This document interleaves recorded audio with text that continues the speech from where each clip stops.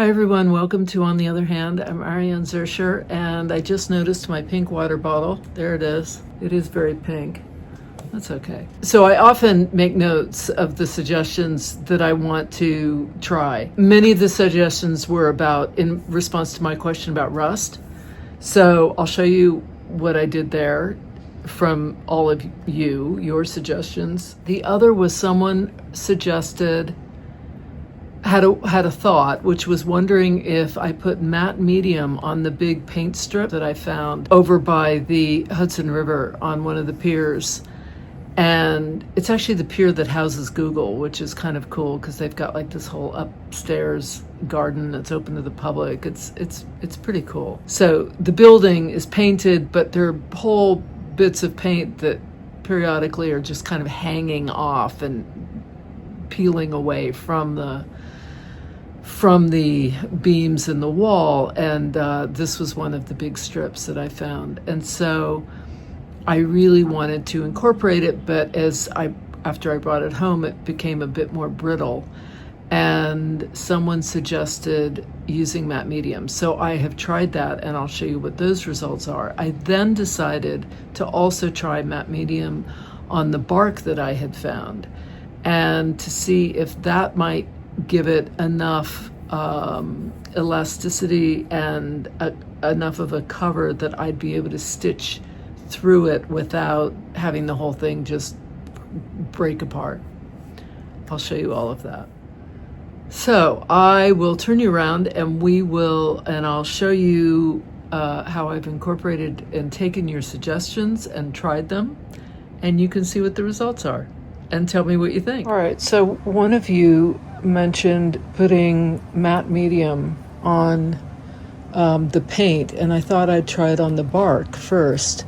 I was in a hurry, so I just kind of splotched it on. So now I'm left with like big bits, but I think this actually could work. I did it on the back with a much thinner coat, and that certainly is working.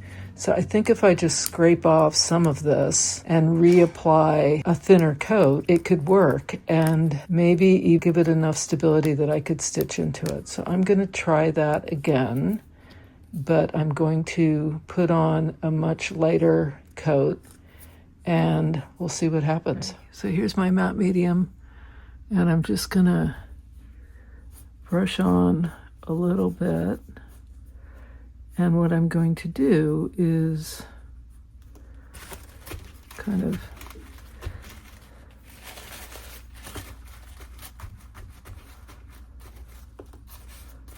just make sure it's not too saturated in any one point. And this one I'll do again, even though I've already done it. I'm going to do this one too.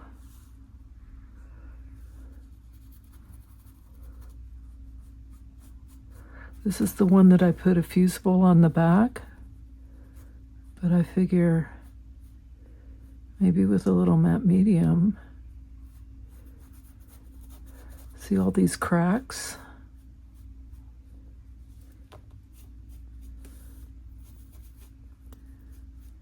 Maybe it'll make it crack a little less, or the cracks that are there won't be so detrimental. Like that one's about to break off. The only thing that's holding this little bit here is the fusible, and the same with this little bit.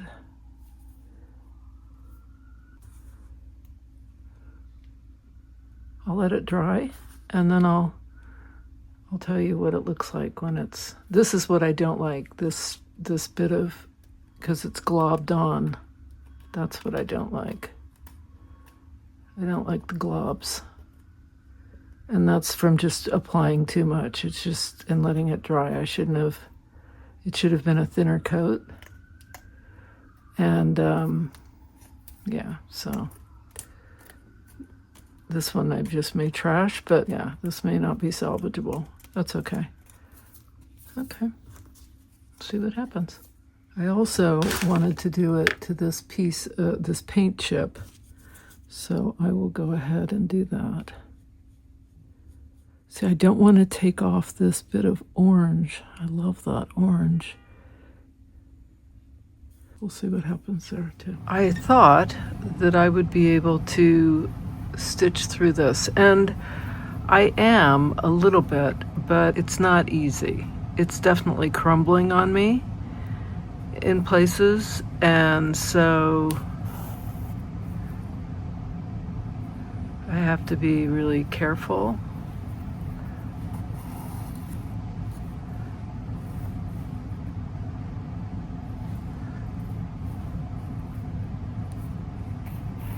But the matte medium certainly helps. But you can see here how it's crumbled, and so I went this way instead of this way because it was breaking on me. That's okay. So here are my two pieces of bark that I've covered in matte medium. This one's quite thick, and I think I need another coat or two. And this one is on the fusible, but it's nice and pretty bendy, malleable. So I think this might just work. We'll see. And then here's my big piece of paint, and I've really lathered on the matte medium onto the back. I don't want to touch the front because it's going to ruin all of this, I think. I could try just a little and see what happens. Okay, I'm just going to put on a little bit here.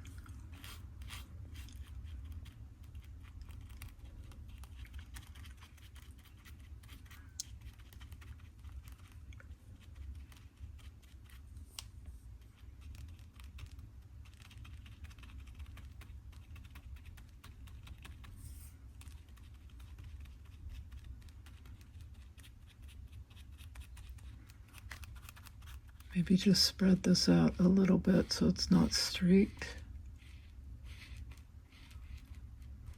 But I do want a pretty healthy coat on here. I can always add another coat. I don't want to scrape that part too much. Put it up here.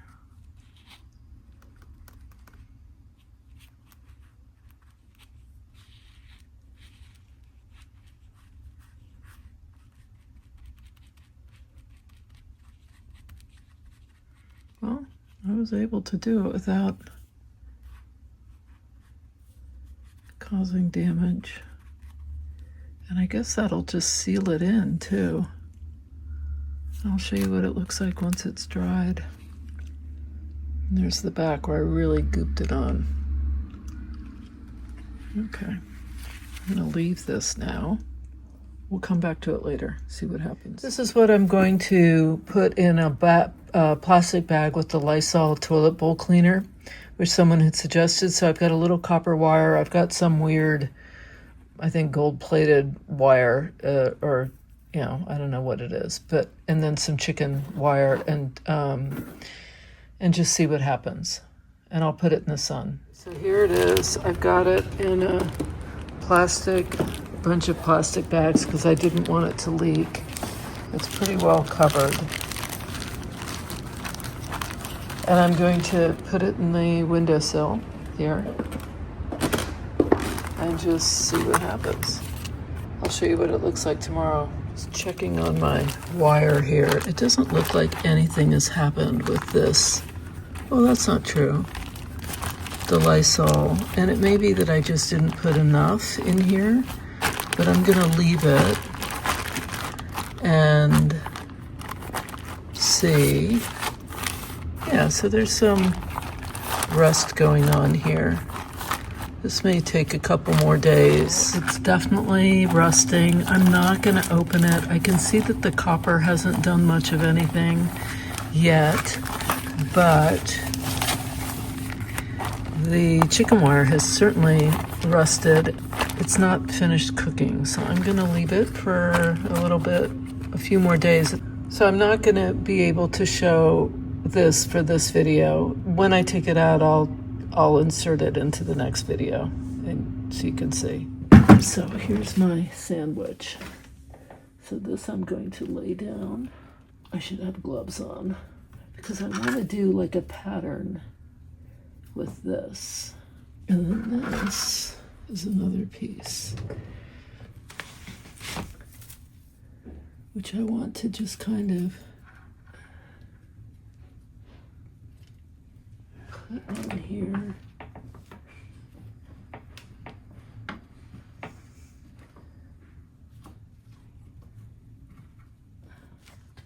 And then this I'm going to put on top. Okay. And then I'm going to spray it. All right, I'm guessing that if I just, when you spray it, you really want to saturate it. I don't know. That's what I'm thinking.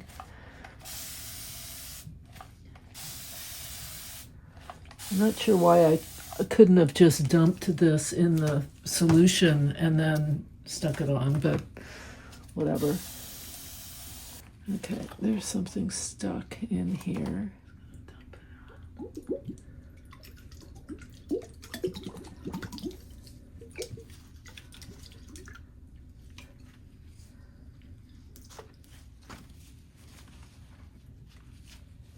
Okay, so now I want to somehow wrap this.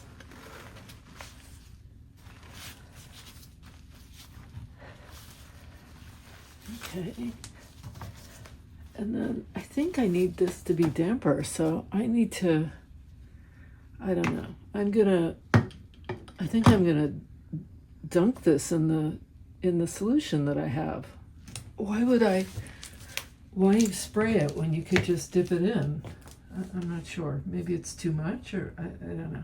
I'm gonna dump it and see what happens. All right, here's my little bundle.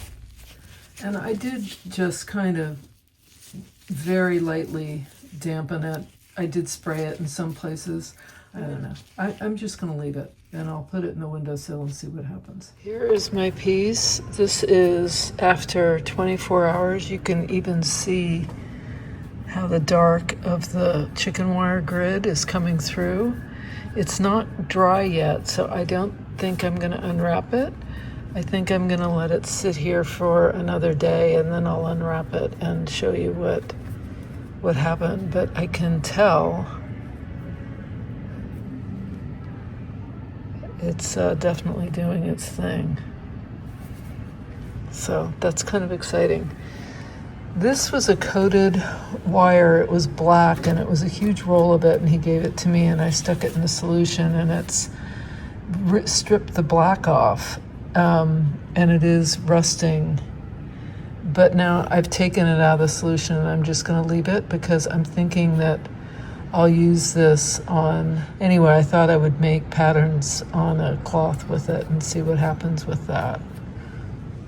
It's exciting. We'll see what happens. Thought I'd show all of you what's going on here. I've got my rusty wire, which is great. And this one I'm actually going to cut here. And then for this guy, I'm going to undo it so you can see. It's still a little damp in here, but I think I'm going to undo it just so we can, because I know it's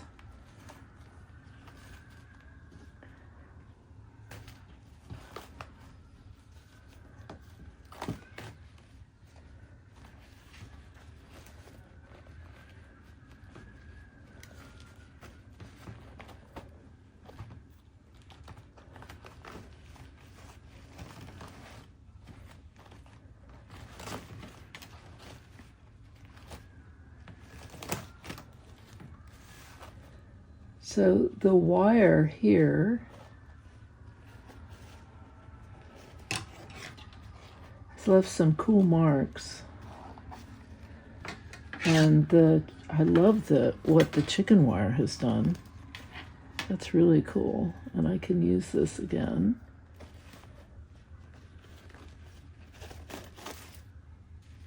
So here we have this one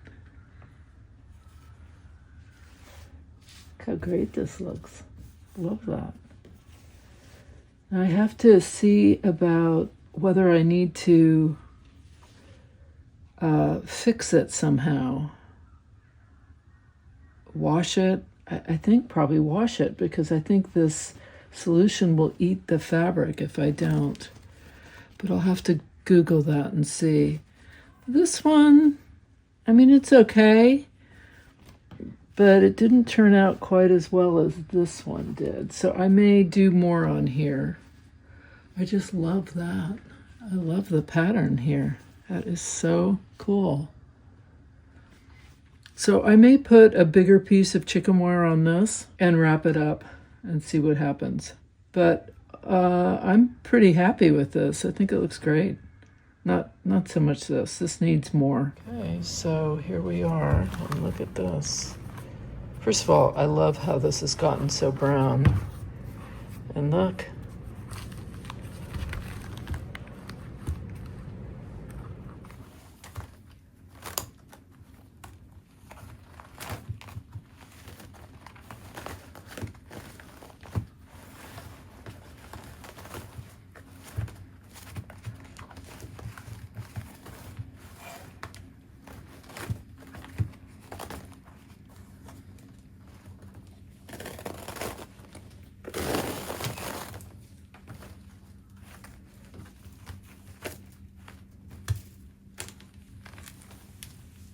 This came out really cool.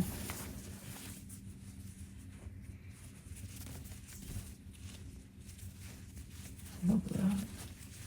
This is interesting in that it bled, which I don't know. I didn't get that kind of defined pattern, but I kind of love it. It's almost like a moire. Yeah, but it's pretty cool. This is after washing it, and now it's dry. And look how cool this one. I love this. This one faded quite a bit, but I still think it's pretty cool. And I love this. I mean, this just came out amazing. This is the blurrier side. I like this side. Well, they're actually, yeah. Isn't that great? Very happy with this. Amazing. So that was just without a rusted metal. That was just putting metal, layering it, spraying it with the vinegar water, and I did add hydrogen peroxide. I'm not sure why that does anything. People are saying just vinegar and water works, so I can try that next time. But I'll be using that for sure. I always tell you, all of you, how much I love the comments, and I really do. Not just the ones that are suggesting different ways of doing things, but the comments about life and the stories about what you are all experiencing and the ups and downs and community, right? That's what we do. We share our stories with one another. We witness each other going through life, and we can relate. More often than not. There's more that we bond over than not, especially right now in the United States. It's so important for me to remember that, because it's a tough time here in the United States. I wanted to end this with a thought about perfectionism. Those of you who followed me for a while know that I really, really struggled with that for a long, long time, and it really wasn't until I took a break from YouTube and stopped making videos for about 1.5 years. And during that period, there were a lot of things happening and a lot of big things in just sort of life things. And while I didn't really think of it as that I was doing this work so that I could come back into the studio, honestly, I didn't even know if I was going to come back into my studio, if I was ever going to come back into my studio. But what ended up happening was that the work that I was doing and that I continue to do had a huge impact on perfectionism. And this fear has been really an interesting process, because you can see it sitting behind me and I've done almost nothing, but I am having ideas. I'm having some ideas about it, and I'm taking my time. And I am not rushing into anything. I'm not trying to push past the feelings around it. I'm definitely not getting into perfectionism. It's really like I'm in a conversation with it.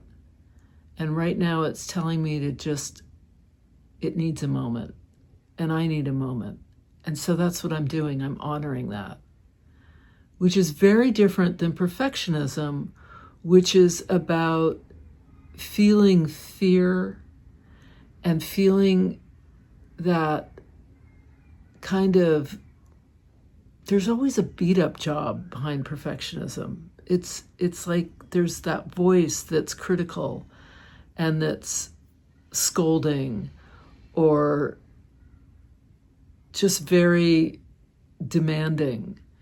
And the end result is to feel kind of bombarded with feelings, to feel overwhelmed, to want to procrastinate, to feel that kind of terror of doing anything because it could be wrong, wrong, whatever that means.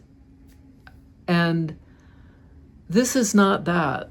This is so not that. And so I think it's been a very interesting process because I'm not beating myself up and I'm not telling myself, you should have finished this by now. I thought I'd be finished with the whole series by August.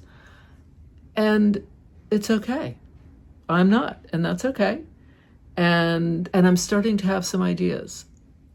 And we'll see where that takes me. But in the meantime, I'm doing all this other stuff. And there's no judgment. And that feels really, really good. It feels really good to be able to just be in life without a critical voice, without the whip coming out. A friend of mine once said to me that she was like a team of horses with drawing a carriage, with the driver sitting atop with that long whip, like in the 1800s and before cars.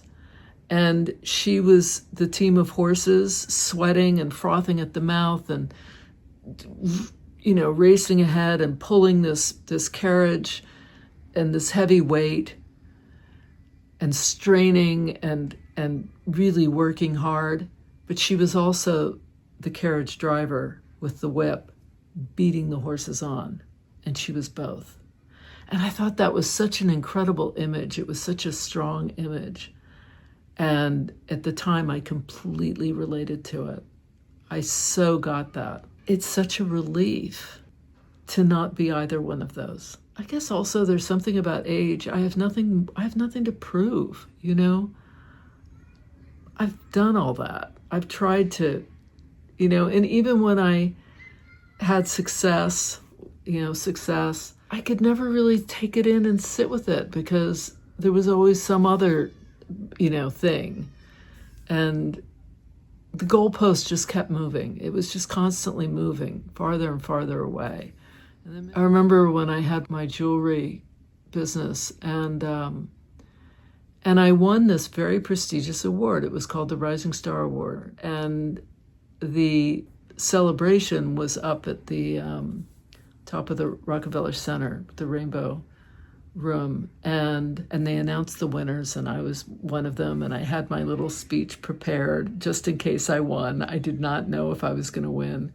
And there was a whole table of us and people and my business manager and, my husband and it was a big deal. It was a really big deal. It felt like my Oscar moment. I got up there and thanked everyone and had my little speech. And it's a great memory, but it faded so fast. I mean, it was like these kinds of things, if you don't feel in your heart, you can have the most amazing awards bestowed upon you, and they'll be fleeting. I mean, it's like seeking validation from others. It's that thing of wanting followers or likes or whatever, and we're so programmed to want all of that, to care about that. But none of it really matters if we're not feeling that ourselves. The biggest gift I can give myself is getting to a place where that doesn't matter at all. All that matters is what I think. And that's the work I've been doing, which is the best work I could be doing. To feel that I've led an exciting, really, really interesting, unusual life. And it's a life well lived. And there have been really dark times, and there have been struggles and a lot of pain. And here I am, living my best life ever. And that's something. So thanks so much for watching. And until next time, let's just embrace ourselves, embrace our worth. Because you're worthy, and it's good to embrace yourself.